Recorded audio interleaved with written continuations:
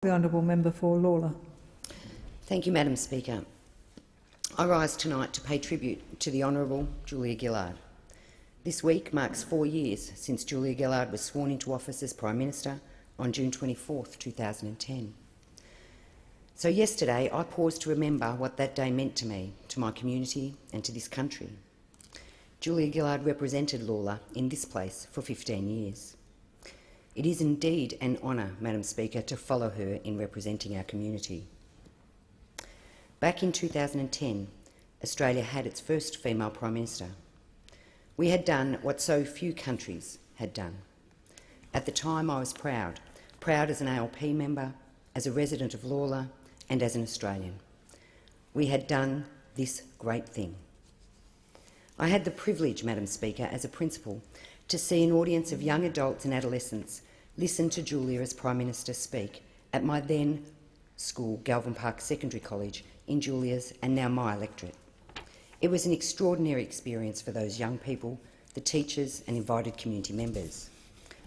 I watched that day the faces of the young people as she spoke about the power of education and the impact her school life had had on her life opportunities. She also spoke of visiting a school in the US with Barack Obama on a then recent trip. Together they had made an unscheduled visit to a classroom. She spoke of watching the faces of young Afro-Americans as they looked into the face of their president and saw themselves reflected there. As she spoke, I watched the same thing. Young people seeing someone from a background like theirs, their local member, speaking to them about her journey to the Prime Ministership and what she wanted to achieve as a Labor Prime Minister. I saw girls looking into the face of a woman who was their Prime Minister. I later spoke to students about that experience. They were lined up, Madam Speaker, outside my office to share their excitement and their thoughts and to thank me for having arranged it. It was interesting. The themes were not about gender. They were about possibility and opportunity and the value of hard work. Students further committed or recommitted to their studies that day in my office. They'd been inspired to believe in themselves and in the power of education. Madam Speaker, tomorrow also marks the year to the day that Julia ceased being our Prime Minister, and this too is worth some reflection. She gave a very dignified farewell speech that night. I particularly remember these words. I quote, "I prevailed to ensure that this country is made stronger and smarter and fairer."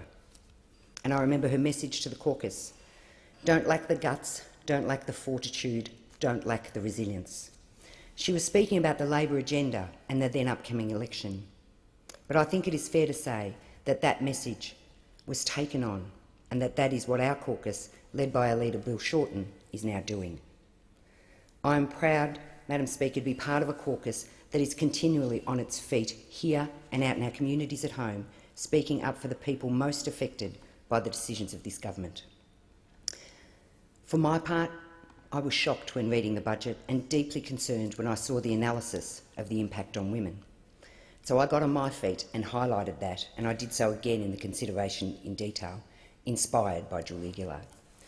In terms of the shades of grey and the sophisticated way Julia suggested we need to look at gender issues in this country, Bill Shorten and the Federal Labor Party are modelling and leading in this too. This week, we have yet another Labor woman promoted to the Shadow Ministry. Amanda Rishworth joins Tanya Plibersek, Jenny Macklin, Penny Wong, Catherine King, Sharon Bird, Kate Ellis, Michelle Rowland, Julie Collins, Claire Moore and Jan McLucas. When I look across the chamber every day, I am reminded that Labor governs for all Australians. And when I hear our members and senators on their feet, defending the legacy of Labor governments across our history, defending the less privileged, defending the hard-working, defending the policies that strove to make Australia a more equitable country, I hear our Labor values of fairness, opportunity and compassion reflected in our caucus. Madam Speaker, there is a disappointment, however, for me today, particularly for the young adults, including those who listened to Julia at Galvin Park a few years ago, that our current government demonstrates its values of exclusion and division, both by its membership in the ministry and particularly through its cruel and unfair budget.